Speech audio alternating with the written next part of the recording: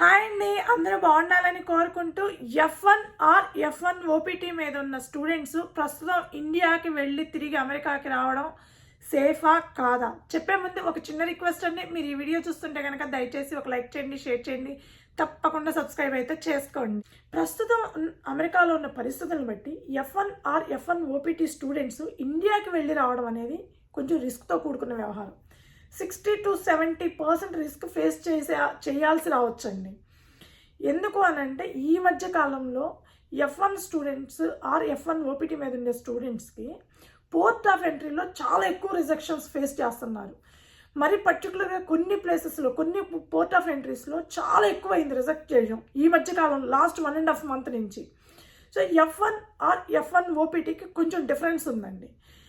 F1 visa మీద ఉండే స్టూడెంట్స్కి ఈ ఇండియాకి వెళ్ళి రావడం అనే రిస్క్ ఫ్యాక్టర్ అనేది 10 to 20% మాత్రమే.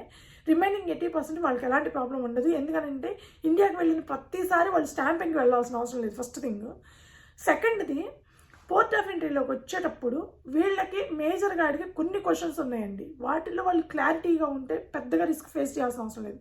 కానీ ఈ మధ్యకాలంలో F1 వీసా మీద ఉన్న స్టూడెంట్స్ ఇండియాకి వెళ్ళి వచ్చేవాళ్ళు కొంతమంది, very rare percentage, but reject అవుతున్నారు. ఈ మధ్యకాలం లాస్ట్ 1.5 month నుంచి ఇది ఎక్కువైంది. ఆ రిజెక్షన్స్కి కారణాలు నాకు తెలిసిన కొన్ని రీజన్స్ చెప్తున్నానండి. మొదటిది, ఎవరైతే F1 వీసా మీద ఉన్న స్టూడెంట్స్ ఇండియాకి వెళ్ళి రావాలనుకుంటున్నారో వాళ్ళు మీరు ఇండియాకి వెళ్ళే ముందే మీ డివైఎస్ దగ్గర నుంచి అప్రూవల్ తీసుకోండి. ఒక అప్రూవల్ లెటర్ తీసుకొని వెళ్ళండి. ఎందుకంటే పోర్ట్ ఆఫ్ ఎంట్రీలో నేను విన్నది డివైఎస్ అప్రూవల్ ఉందా, ఉండే వెళ్ళావా నువ్వు, ఏ టైం పీరియడ్ నుంచి ఏ టైం పీరియడ్ వరకు ఉంది అప్రూవల్, ఇది అడిగారంట. సో అది చూసుకోండి ఒకసారి. మీరు హాలిడేస్ టైంలో వెళ్తున్నారా, కాలేజ్ ఉన్న టైంలో వెళ్తున్నారా, ఏ టైంలో వెళ్తున్నారు, మీ అప్రూవల్ ఉందా లేదా అది చూసుకోండి. అది లేకపోతే మాత్రం రిజెక్ట్ అయ్యే ఛాన్సెస్ 10 to 20% వరకు ఉన్నాయండి, ఖచ్చితంగా ఉన్నాయి. ఈ మధ్యకాలంలో ఇవి కూడా జరుగుతున్నాయి. అది ఒకటి. రెండవది, మీరు అమెరికాలో F1 వీసా మీద ఉంటే, ఓపీటీ మీద కాదండి, నేను జస్ట్ F1 వీసా మీద ఉంటుంటే కనుక మీరు ఏం చేస్తున్నారు, ఏమన్నా పార్ట్ టైం జాబ్ చేస్తున్నారా, ఎక్కడ చేస్తున్నారు, మీరు ఎలా సర్వైవ్ అవుతున్నారు అని అడిగే ఛాన్స్ ఉందండి. మాకు లోన్లు ఉన్నాయి, మాకు అవి ఉన్నాయి, ఇవి ఉన్నాయి అని చెప్పినప్పటికీ కూడా మీరు ఆ అకౌంట్లో ఎంత డ్రా చేస్తున్నారు, అమౌంట్ అవన్నీ చెక్ చేసే అవకాశం కూడా ఉంది. కొంతమంది స్ట్రిక్ట్ ఆఫీసర్స్ ఇవి కూడా చెక్ చేస్తున్నారు. మీరు ఎక్కడైనా వర్క్ చేస్తున్నారా అవి క్వశ్చన్స్ అడుగుతున్నారండి. ఈ మధ్యకాలంలో కొంచెం స్ట్రిక్ట్గా అడుగుతున్నారు. ఇటు తిప్పే క్వశ్చన్స్ అదే రుబ్బురోల్లాగా రుబ్బి అడుగుతున్నారు. బట్ ఏదో ఒక పాయింట్ ఆఫ్ టైంలో కొంచెం కన్ఫ్యూజ్ అయ్యి మనం నిజాలు చెప్పేస్తాం. కాబట్టి ఆ సిచ్యువేషన్లో కొంచెం జాగ్రత్తగా ఆలోచించి నిదానంగా ఆన్సర్ చేయండి. థర్డ్ది, మీకు మీ కాలేజ్లో ఏమైనా బ్యాక్లాగ్స్ ఉన్నాయా లేవా, ఉంటే ఎలా ఉన్నాయి ఏంటి, మీరు 2 years వరకు ఉంటుంది. మీకు ఎవరికైనా F1 వీసా మీద ఉండే స్టూడెంట్స్కి 2 years ఎడ్యుకేషన్ ఉంటుందండి. కొంతమంది సెమిస్టర్స్లో ఎక్కువ సబ్జెక్ట్స్ తీసుకొని 1.5 yearలో కంప్లీట్ చేస్తారు. అలాంటి సిచ్యువేషన్ వచ్చినా కూడా కొంచెం అనుమానిస్తున్నారు, ఎందుకు 1.5 yearలో కంప్లీట్ చేస్తున్నారు, 2 years ఎందుకు. వాళ్ళకి ఆ రైట్ ఉందండి. స్టిల్ పోర్ట్ ఆఫ్ ఎంట్రీలో ఇలాంటి క్వశ్చన్స్ అడుగుతున్నారంట. కొంచెం జాగ్రత్తగా ఉండండి F1 స్టూడెంట్స్. వాళ్ళకి పెద్దగా డేంజర్ లేదు, బట్ జాగ్రత్త.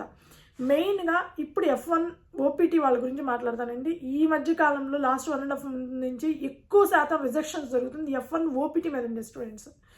F1 ఓపీటీ మీద ఉండేవాళ్ళు సహజంగా ఇండియాకి వెళ్ళొస్తూ ఉంటారండి. ఓపీటీ మీద మూవ్ అయిన తర్వాత పేరెంట్స్ని చూడటానికి, లేకపోతే సంభవ్ వాళ్ళ రీజన్స్ వాళ్ళకు ఉంటాయి, వెళ్ళి వస్తూ ఉంటారు.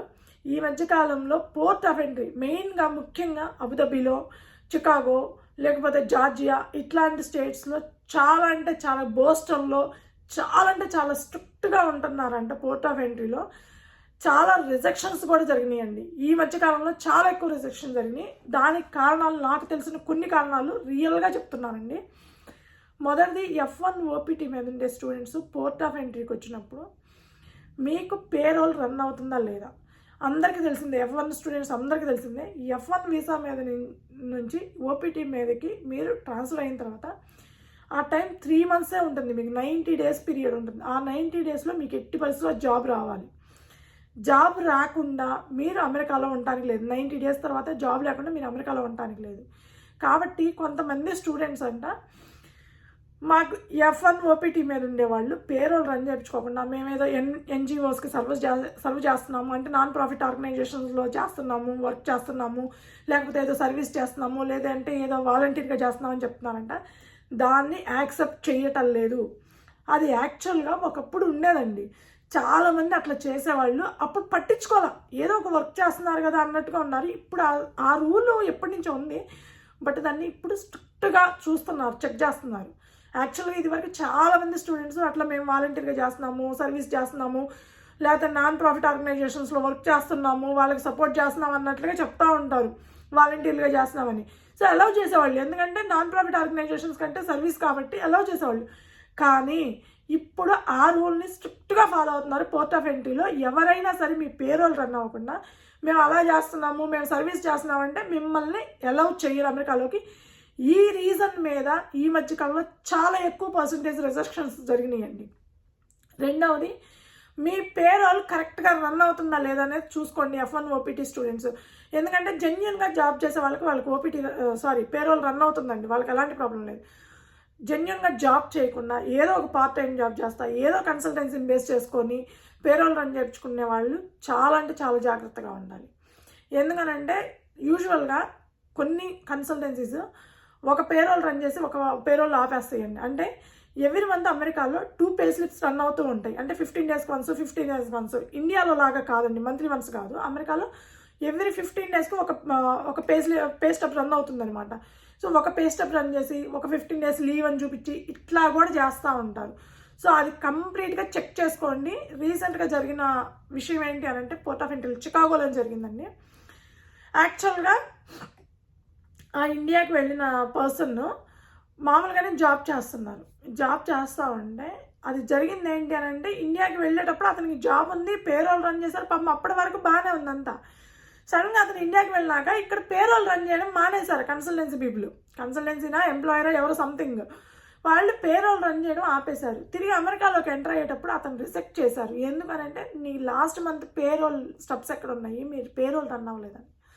అది ఆ అబ్బాయికి చూసుకున్నాడా లేదా నాకు తెలియదు, ఎందుకంటే లాస్ట్ 3 months ఇయ్యే కాబట్టి అడిగేది. సహజంగా ఎక్కడన్నా అడిగితే ఈ మంత్ది అడగచ్చు, అడగకపోవచ్చు, లేదంటే ఉండొచ్చు, ఉండకపోవచ్చు. యాక్చువల్గా ఉండాలండి, ఎందుకంటే ముందు 15 days దన్నా ఉండాలి. మనం ట్రావెల్ చేసేటప్పుడు లేకపోయినా అట్లీస్ట్ ముందు 15 days దన్నా ఉండాలి. ఆ టైంలో ఏదో మొత్తానికి గజిబిజి గందరగోళం అయిందంటే ఆ పే స్టెప్ రన్ అవ్వాలి. ఒక 15 days పే స్టెప్ అయితే రన్ అవ్వలేదంటే నీకు జాబ్ లేదు, జాబ్ లేకుండా నువ్వు ఇక్కడ ఎట్లా ఉంటావని రిజెక్ట్ చేశారంట.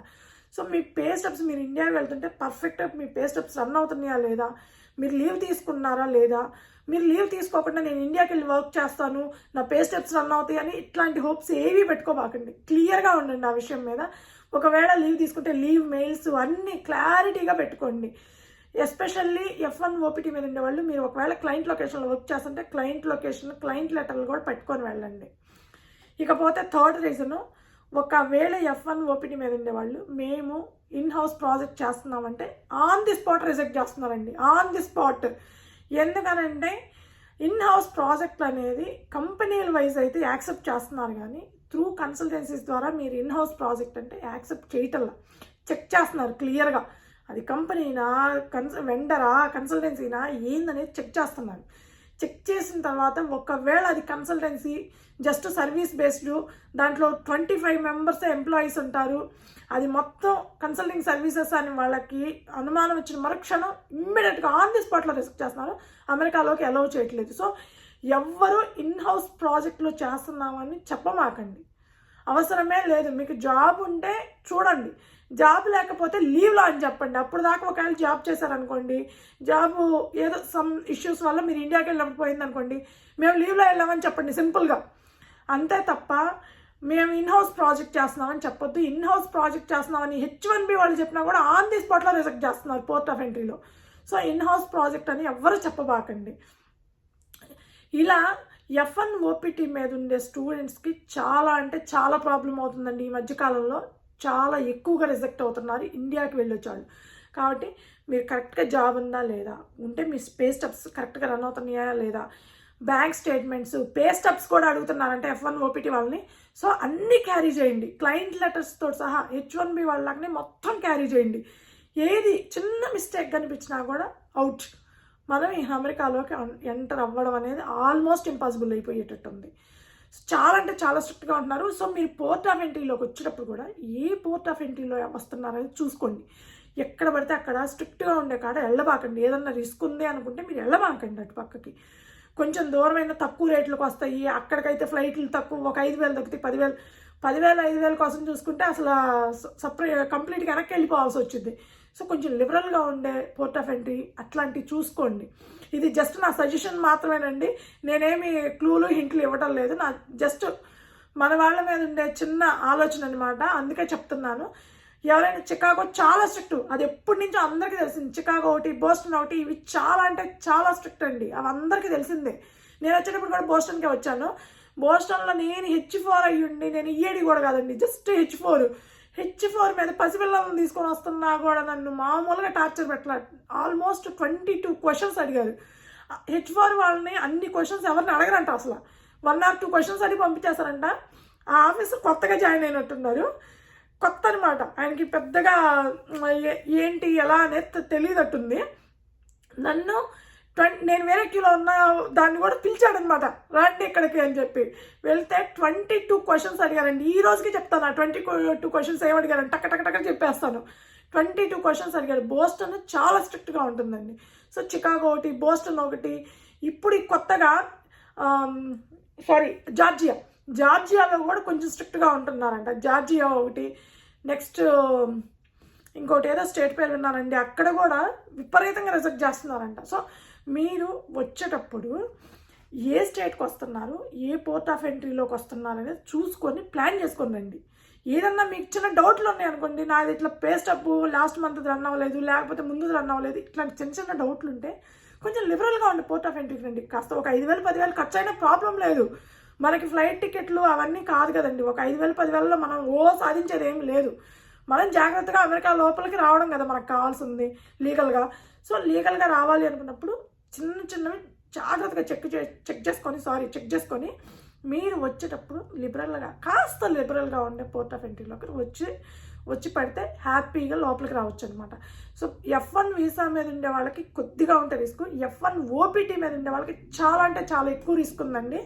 సో జాగ్రత్త. ఎవరైనా ఇండియాకి వెళ్ళే ప్లాన్లు ఉంటే కనుక F1 OPT వాళ్ళకి సహజంగా ప్లాన్స్ ఉంటాయి.